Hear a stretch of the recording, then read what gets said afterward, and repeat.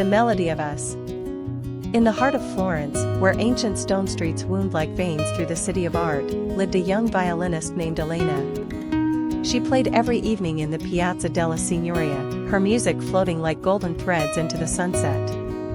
She wasn't famous, but those who heard her play never forgot the emotion her melodies carried, like whispers from another time. One rainy October afternoon, as Elena played under the archways of the Uffizi Gallery to avoid the drizzle, a man paused to listen. He stood there for a long while, motionless in his gray coat, his dark eyes fixed not just on her music, but on her soul. His name was Luca, a writer from Rome, who had come to Florence seeking inspiration for a novel he had long struggled to finish. After her song faded into silence, he approached her. "Your music," he said softly, "it sounds like the kind of story I've been trying to write my whole life."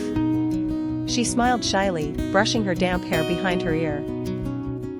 "And what kind of story is that?" "A story about love," he replied. "But not the kind that ends. The kind that echoes." From that day on, Luca came every evening to listen. Sometimes he brought her flowers. Sometimes coffee. And sometimes just his quiet presence. Elena began to anticipate his arrival, searching for him among the crowd before each note. As the weeks passed, their conversations grew deeper, about art, dreams, fears, and the silences that speak louder than words. One evening, as autumn leaves swirled like embers in the fading light, Luca confessed, "I think I've found my ending." "To your novel?" she asked, though her heart was already beating faster. "No," he said. "To my searching." He leaned in, and under the archway where music and stories had once met, they kissed. It was not the kind of kiss that sparked fireworks, but the kind that felt like coming home after a long journey. They spent the winter together, writing and playing, dreaming and living. Luca's novel grew page by page, each chapter colored by Elena's music. And Elena, once a solitary soul, now found her melodies warming beside the fire of his words.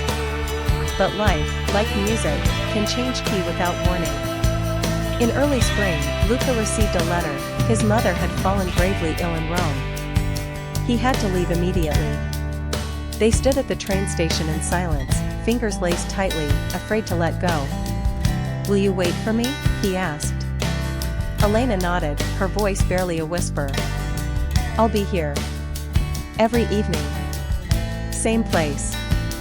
Luca kissed her one last time and boarded the train. Weeks turned into months. The square felt emptier without him. She played every evening, hoping he'd return with the warmth of the setting sun. But letters were few, and news of his mother's condition was worse with each one. Then, one day, the letters stopped. Elena kept playing, though her melodies grew softer, sadder. Like a song missing its final note. A year passed. On a golden evening in September, just as the sky blushed with twilight, a man stepped into the square. He looked older, more tired, but his eyes still searched for the same thing. "Elena," he said. She turned, violin in hand, tears rising like tides. He stepped forward. "I'm sorry I didn't write. She passed away in winter, and I lost myself for a while." "You found your way back," she whispered. "I told you," he said, reaching for her hand, "I was only ever writing one story. Ours."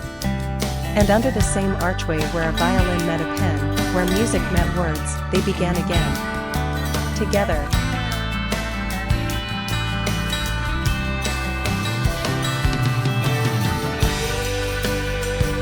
The letters beneath the willow tree. In a small town nestled between rolling hills and whispering rivers, there stood an ancient willow tree beside a quiet lake. It was said the tree held the secrets of countless lovers who once carved their names into its bark, whispered promises beneath its drooping branches, and left behind memories that danced in the wind. Among those memories lived the story of Elena and Julian. Elena was a schoolteacher, calm and gentle, with a voice that soothed even the most restless child. She wore her heart on her sleeve and believed in the quiet magic of handwritten letters and shared silence. Every afternoon, she would walk to the willow tree with a book in hand, sitting beneath its shade to read and escape the chaos of the world. Julian was a travel photographer. With storm-gray eyes and a camera always slung over his shoulder, he had wandered through deserts and cities, mountains and meadows. But each time he returned home, it was the willow tree that welcomed him, and eventually, Elena. Their first meeting was accidental.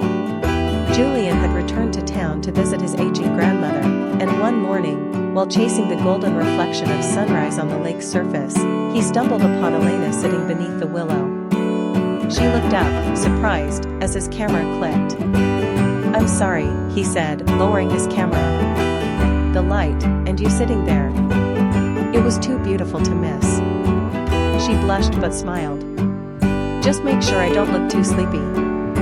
And that was how it began. Over time, they met more often, some days on purpose, others by fate. They talked about books, photography, dreams, and regrets. Julian would show her his photos, and Elena would bring him poems she loved. Slowly, without realizing, their hearts wove together like threads in a tapestry. But Julian's spirit was a restless one. He lived for the open road, for the stories the world had to offer. One evening, as fireflies danced above the water, he confessed he would be leaving again, this time for a 6-month assignment in South America. Elena looked down at her hands. "Will you write?" "Every week," he promised. "I'll leave the letters here, under the willow. Just for you."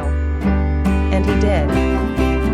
Each Friday, a new envelope waited beneath the tree, filled with stories of jungles, mountain sunrises, kind strangers, and the way he missed her laugh. In return, Elena left her own letters, words of longing, schoolyard anecdotes, and the ache that grew each day he was away. Seasons changed. Summer turned to autumn, and autumn surrendered to winter. The lake froze, the tree stood bare, but the letters never stopped. When spring returned, Julian did too. He was thinner, tanned, and carried with him a satchel full of worn photographs and a heart bursting with unsaid words. He found Elena under the tree, her book forgotten in her lap, eyes filled with tears of disbelief. "You came back," she whispered. "I never really left," he said, reaching for her hand. "Not in here." He knelt beside her, pulling from his coat pocket a small, velvet box. Inside was a delicate silver ring shaped like the branches of the willow. "Elena, will you sit with me under this tree, not just for a season, but for a lifetime?" She nodded, tears falling freely now. "Yes. 1,000 times yes." And so, the willow tree bore witness to another love story, one built not just on passion, but on patience, letters, and the quiet certainty that true love always finds